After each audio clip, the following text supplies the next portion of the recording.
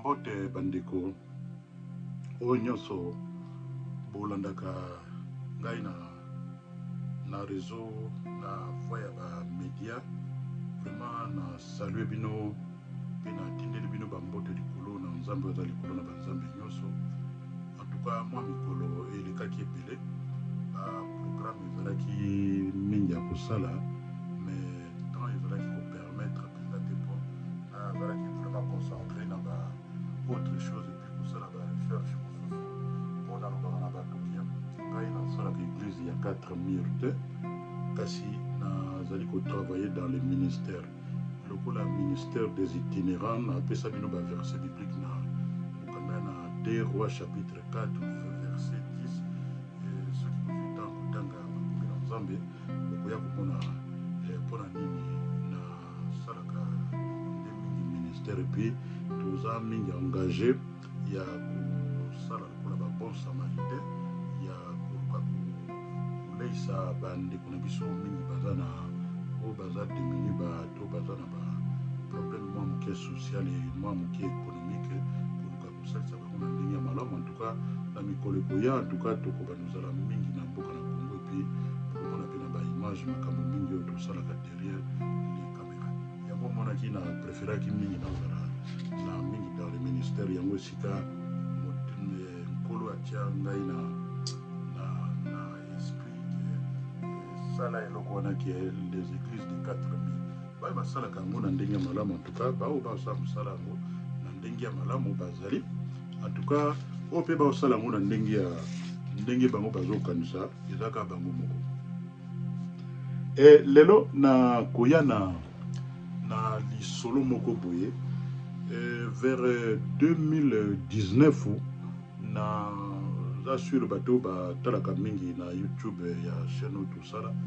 bayo mona place moko oyo nasala video moko ezalaki concernant doctrine ya Satan et puis na personnage ya Satan mais na yaki ko réaliser eloko moko na loba yango toujours na batunga na bi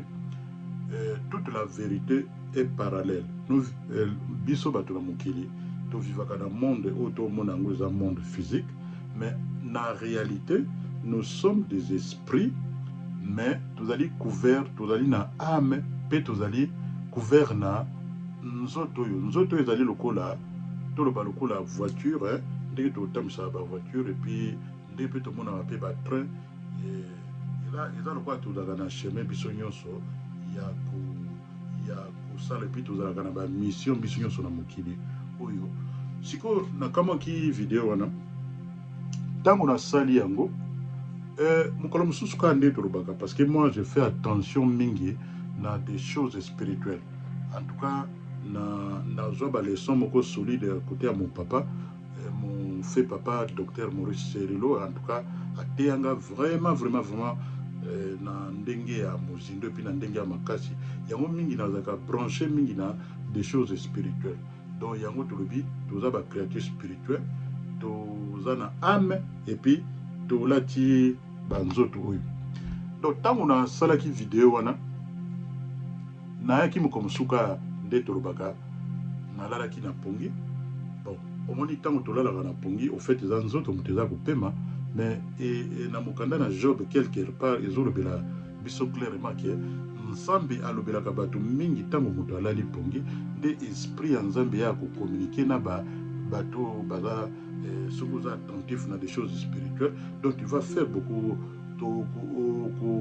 okotia matoi na yo mingi mpe na esprit na yo na âme na yo ekozala mingi branché ya koyoka des choses wana navandi boye namoni na se retrouver après avoir kosala video wana namoni nazalaki na place moko ezalaki lokola ndako moko et du coup namoni lokola na telemaki et puis namoni soudainement présence ya moto moko alati bilamba noir aza na suki ya mwindo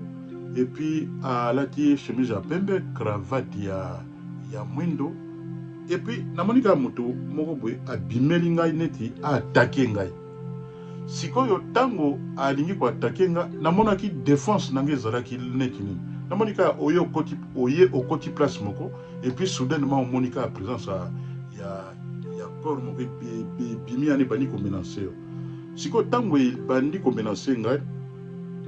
eloko nini nasalaki namoni omoni baglaçon oyo mingi na bapoto atotiaka biloko na kate me na baafrike na bamboka na biso Congo baglaçon moko ya minene boye ezalaki lokola ebimi mibale ntango ebimi mibale présence wana ezoluka ezalaki koluka eya neti eya kozwa ngai me ngai sikoyo nasali nini namoni glaçon wana monene ebimi alinada tindiki yango sikoyo ntango natindiki neti baye kopresente ngai lokola baglaçon minene mibale wana ntango tokomi kobunda lokola na esprit wana ezalaki esprit mpe na présence ya physique nazomona na miso et puis ntango esprit ye présence wana eye lokola attaqué nga nasalaki lokola nazalaki kopousse glaçon wana mpo empêche ke motu wana akoma place nazali te sikoyo nakomaki namoni lisusu mpe na esprit un motu moko tozalaka na ye très proche de mes petits tozalaka na ye très proche namoni mpe lokola présence te tokomi lokola bato mibale soki présence wana elingi elanda ngai donc ngai na défendre mon frère ye mpe soki esprit ane elingi elanda ngai na défendre mpe nini te tobundi tozwaki temps moke et puis vers la fin namonaki esprit wana eyaki kodisparaître et puis ntango nafungoli miso na bio eloko nauti omona yango ezali bizarre wana na butua toyei kovanda mpe na journée le même jour yango natalaki bainformation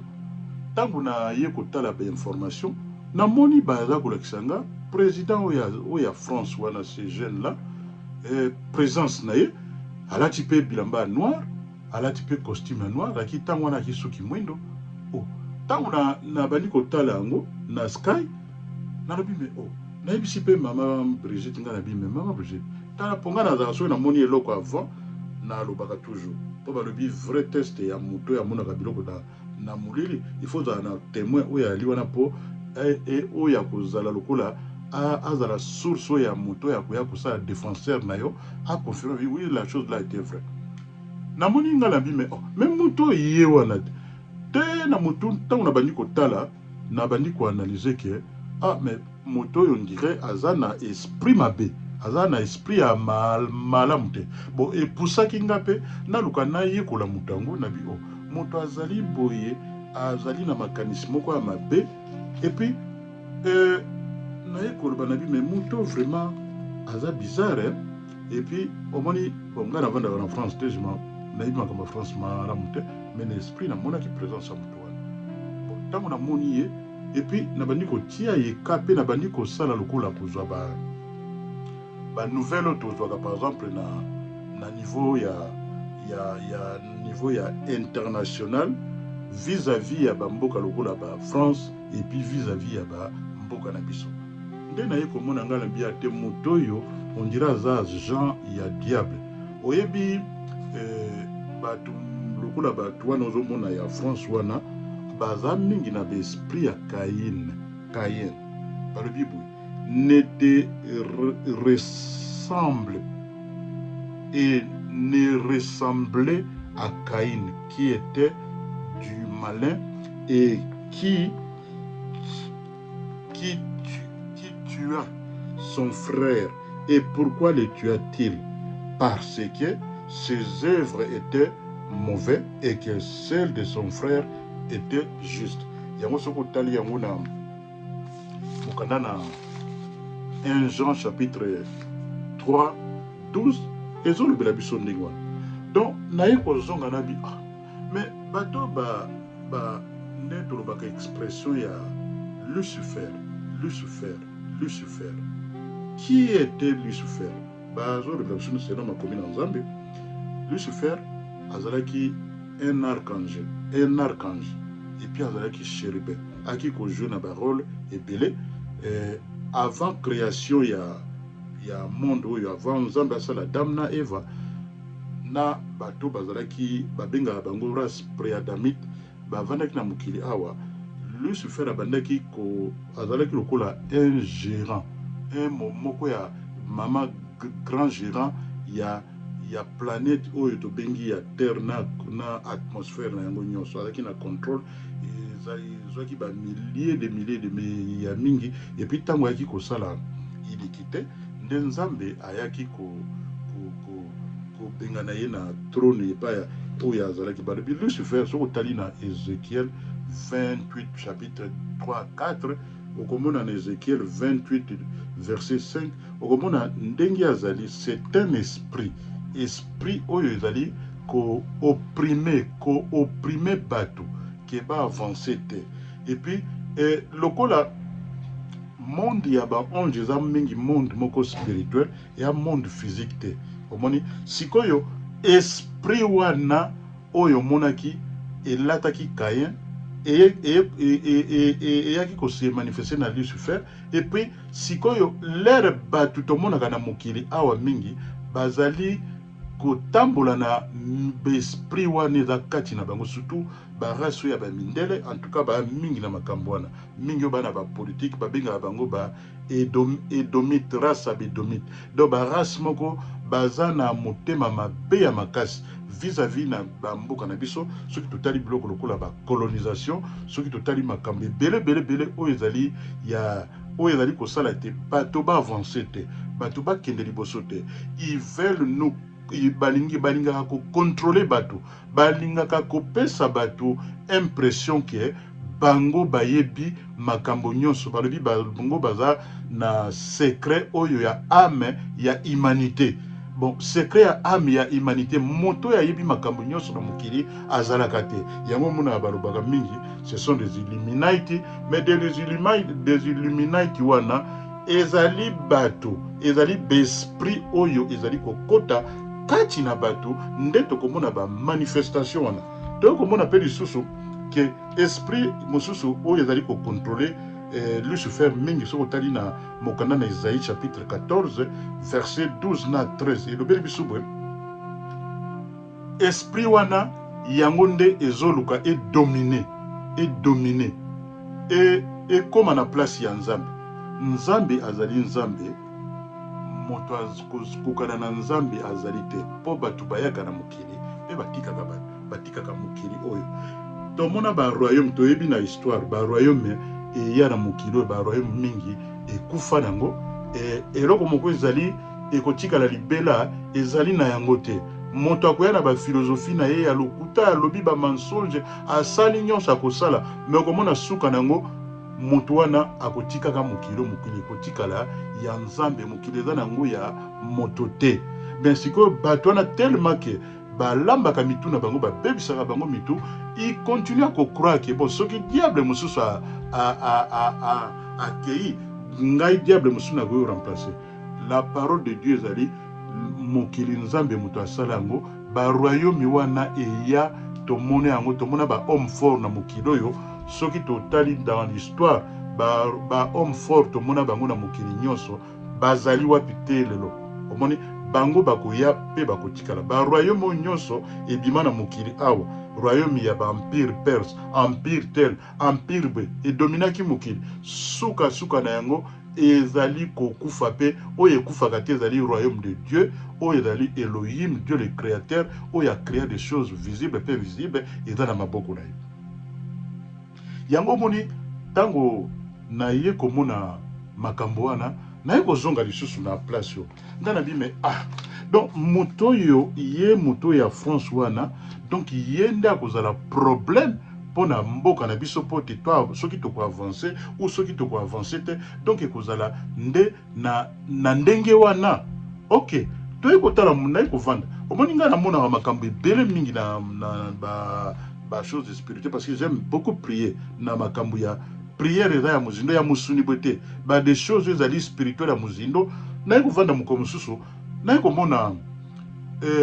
ndenge tolobaka toute la vérité est parallèle. Oyo nyonso eza na spirituel okomona manifestation nango na physique. Après na komona visite ya mutu wana ake na mboka na biso na Congo.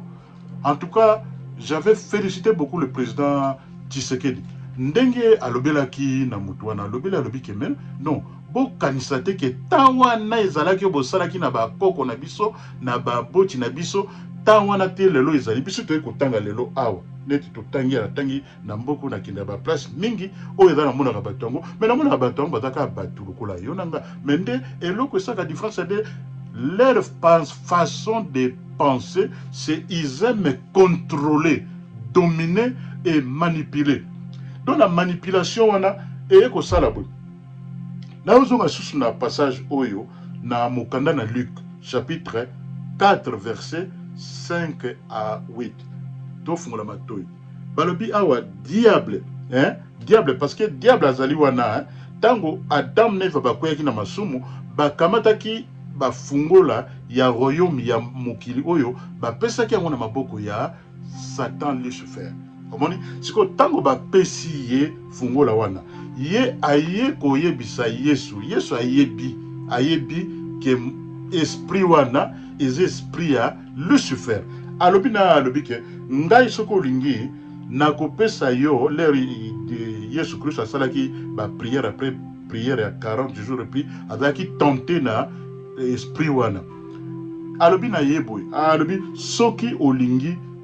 ngai na verset 6 alobi je te donnerai cette puissance et la gloire ok alobi lisusu alobi mais condition nango na 7 alobi condition nango ezali kaka yo fukamela ngai bongo ngai nakopesa yo bokonzi nyonso wana yo olingi nakopesa yo contrôle ya makambo nyonso yango moni bato ya communauté internationale eloko basalaka mingi na bakonzi na biso tango bazwaka bango na esprit wana batiaka bango na ba place moko na ngai na yo toyebi te omona moto azalaki na ye mayele moto aki malamu tango kaka komi na liboso ya bato wana basoi-disant bato bazolinga yo te balingi kokontrole yo bakoyebisa yo biloko oyo nini lokola tokopesa yo media contrôler media mboka no ndenge olingi sala nango ndenge olingi tokopesa yo gouvernement ezali lokola yo ozali marionnette na biso ozali mutu moko biso nde tozwi yo totie yo ifo yokela biso yango moni balobi soki yo posterné devant biso tosali boye topesi yo kibokonzi ya ocontrôler ba institution ya famille ya mboka na yo ocontrôler système ya média na mboka na yo ocontrôler système ya religion système ya éducation système ya musique art et puis na ba loisir donc eza lokola les 7 royaumes ceux qui botali na YouTube nanga bokomona mateya mingi oyo na pesaka na bato nzambe apesi ngai ezali nde biloko wana yango wana biloko wana balobi soki yo yebi yango te omoni ekomema yo na molili bon eloko na komi kokamwa ke dernièrement mutu wana tomoni bamoni ke baza ko se retrouver te parce que mokili pe échanger ndenge balobaki nouvelles ordres mondiales ezali lisusu ndenge wana te mokili komi divisé et komi na ba force mibale force komi ya Occident na force ya ba pays ya Est kuna omoni bango pe ba matisi pe puissance ezalaki na makomi na nzambe ekosalema ndenge wana ke ba royaume oyo ezalaki les vaincus d'hier vont devenir les bateaux bazalaki bato pamba lobi bakokoma bato pe lelo parce que mokili eza ya nzambe mokili eza ya moto moko te moto ayaka na philosophie ba vaine philosophie oyo ezali kosala bakosi bino balobeli bino makambo mabe baye kozwa biloko na bino tala na mboka lokola Congo un grand pays si riche comme ça mais comment kotika ke mboka na biso bato mosusu bazwelaka biso ba décision ezalaka wapi ndenge nini bato bakosouffrir kaka bato wana baza koya bazoloba na bino na moni bakonzi batie kuna mosala na bango baza kozwa soin ya peuple na bango te ils nous disent comme ça neti ngai nakokaka anglais très bien nazwaka tant kolanda bato wana bakonzi oyo soi-disant les forces oyo bazo dominer mokili oyo na landelaka makambo na bango na ndenge ya bien siko na comprendre que bato oyo eloko bazo sala balingi nde bato na bango bazalaka malamu biso batu na biso bamonaka pasi et puis ils trouvent ça c'est bon et puis balingi ko créer ba guerre na ibisa bino eza na philosophie mo babenga yango philosophie hegelienne ezali philosophie ya un allemand oyo ezali philosophie ezotambwisa batu wana balingi fo batu bakufa batu ba subir ba désordre social économique donc batu ba vivre ba se retrouver te mais entre temps bango na point ba vandi lokolo on dirait ba vandi lokolo batu malamu zoka ndi baza batu ya mabe to monia wake soki mutu balingi yo soki balingi yo soki basepeli na yo te bako rendre yo vie difficile mais yo siko il faut jouer défense na yo opesa ngo na maboko na nzambe siko bako créer bino un marionnette mutu moko boye bako pesa bino impression ki mutu wana da malamu biso to lobaka ngo lelo na mboka lokola RDC soki mutu alingi kozwa ki mokonzi il faut ayebisa biso plan na ye nini azali na yango plan ya mboka okotamisa mboka ndenge nini ba difficulté ya ba vie sociale ya bato oko résoudre yango ndenge nini non pas que mutu obimika kaboye parce que ba européen balingi yo oya kuvanda wana ezalaki makambo na kala et puis naza kolinga pe eloko baoloba ya ke avant bapona yo mutu ifo boyeba moto wana awuta wapi avanda wapi asala nini avant ya koma na place wana soki siko mutu aza na bonne volonté ndenge elobi biso na mokanda na proverbe 29 chapitre 2 elobi nini soki bozwi mutu malamu na mboka mutu wana peuple akosepela na ye mais soki bozwi mutu ya malamu te na mboka na bino bato bakolela tomonaki na ba régime kuna mususu bato baki akolela donc autorité moko brutale donc bato moko baza cruel ils n'ont pas pitié de toi ils n'ont pas que yo ozala malamu bato baza kobonga te est-ce que c'est normal et puis balobi soki botelemi te na mboka oyo ya bino botelemi te mutu akotelemisa bino azali te mindele nde bakomaka makambo mpona bango moko bahistoire nyonso ya mokili tokoma komona ke makambo mpe bato mwindu mosusu mpe basala bakoma yango te faute ya nini mon peuple périt par manque de connaissance yango tolobi na ndenge ya connaissance oyo toyei kovanda na bapoto toyaki na poto mindele bakanisaki toyaki na poto mpo na misala te toyaki na poto mpo toyeba bango mpe malamu lokola tosi toyebi bango malamu donc bazali ka bato lokola biso donc baza bato soki olobi na ye makambo ya makasi bayokaka na bango et puis na place wana ndenge basalaki ke balobi soki oza mayele babi bakende luka mutu moko bino boyebe te bakrele bino mutu ndenge basi bazwa baphilosophie ke il a fallu tozwa mutu moko tokreaka bato ndenge na mokanda na Ezekiel ezolobela biso te nzambe akreaka Lucifer siko bango bakreye pe oya bango ba marionnette oyo bakolanda bango ba médiocre po baya babatela bentere na bango po bango baliaka malamu biso to souffraka alo tango wana ekoki tango ya souffrance esili donc sikoyo tofungola miso toyoka pe toyeba ke destin ya mboka na biso eza na maboko na biso moko to créer bato bazali na esprit ya ko développer mboka et se développer même et kende liboso bato ba se retrouver créativité ba innovation et ezala na ebima na nzela na bato parce que tokozala bato te ke to biso tozali bato te ba soi-disant les occidentaux et ils savent tout biso toyebi eloko te wana makambo akala makambo wana lelo ezali lisusu te bolobi toko vivre na monde interdépendante eloko nga naza nango yo oza nango te yaka beta na porte bazwa ndenge mokonzi ya mboka na biso ya lelo alobi yaka bokota na porte ya munene to yamba bino na ba honneur nyonso et puis to sala ba affaire gagnant bino bolingi bokotaka na fenêtre na fenêtre po boya bomonisa bato pasi et puis bokosaka bato na si na pesa pepe ba information yake ezali na méthode média ba mindele za ko tambola balingi ko manipuler bato balingi ko loba bato ko bato ba bana mike tango wana eza lisusu te tango lelo ekomi oyo yo yebi yango na tosi to yebi mayele na bango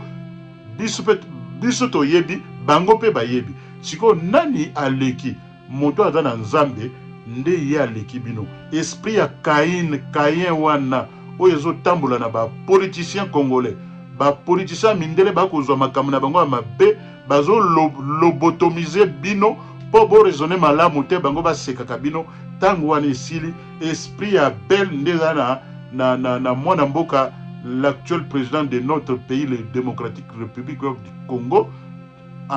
le président Antoine Félix Tshilombo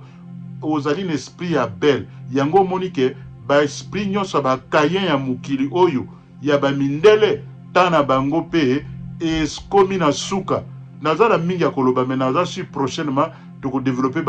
basujet mingi en tout cas nzambe apambola biso na kombo na Yesu abonnez-vous bosabone bokomela biso oyo bozwi en tout cas ekozala pe malamu je vous aime tous na kombo na Yesu Christ allez bye bye bye bye pour la mokolo.